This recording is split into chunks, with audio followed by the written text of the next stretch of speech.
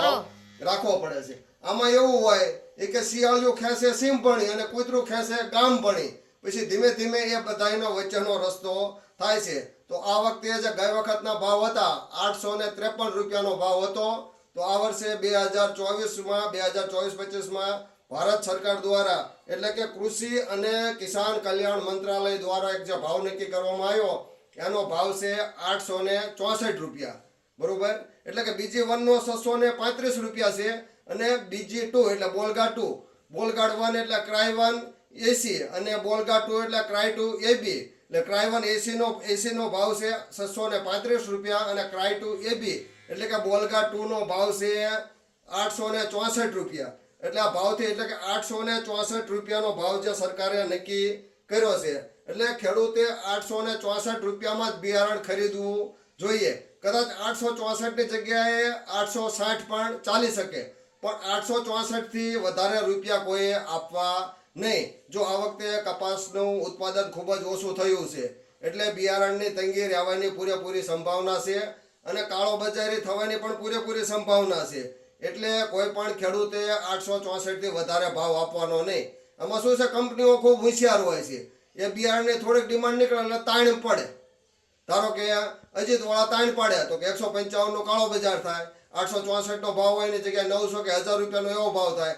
અને આગળના વર્ષે પણ આપણે જોઈ શક્યું હતું કે તડાખા છે, સ્યારાટ છે, જયભેરી છે, સંકેત છે, આ બધાનો ભાવ 853 રૂપિયા જ હતો। એને પેકેટ પાછળ મેક્સિમમ એમઆરપી 853 રૂપિયાની હતી, છતાં પણ એ 1000 માં, 1200 માં, 1500 માં, 1800 માં એવા કાળા બજારની પેકેટમાં વેચાણા, એ પેકેટ કાળા બજારમાં વેચાણા। પણ આવા કોઈ પણ પ્રકારના પેકેટની ખેડૂતે ખરીદી કરવી જોઈએ નહીં।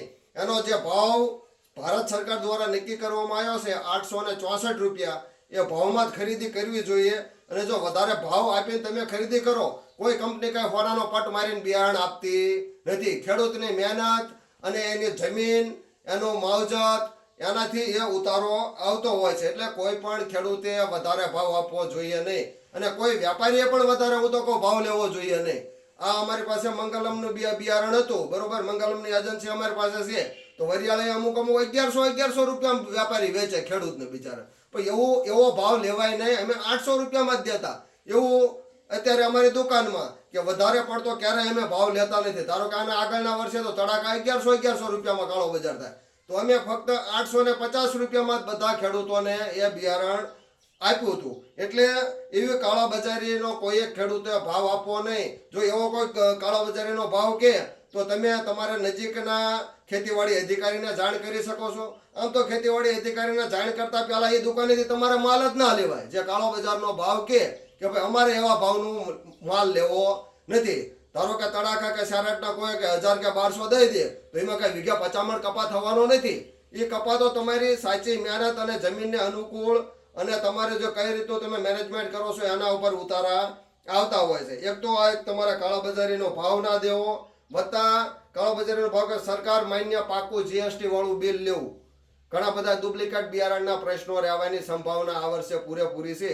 એટલે તમારે પાકું જીએસટી વાળું બિલ લેવું અને પાકું જીએસટી વાળું બિલ આપે એ જ વ્યાપારી કે એ જ ડીલરના ત્યાંથી ખેડૂતે ખરીદી કરવી જોઈએ।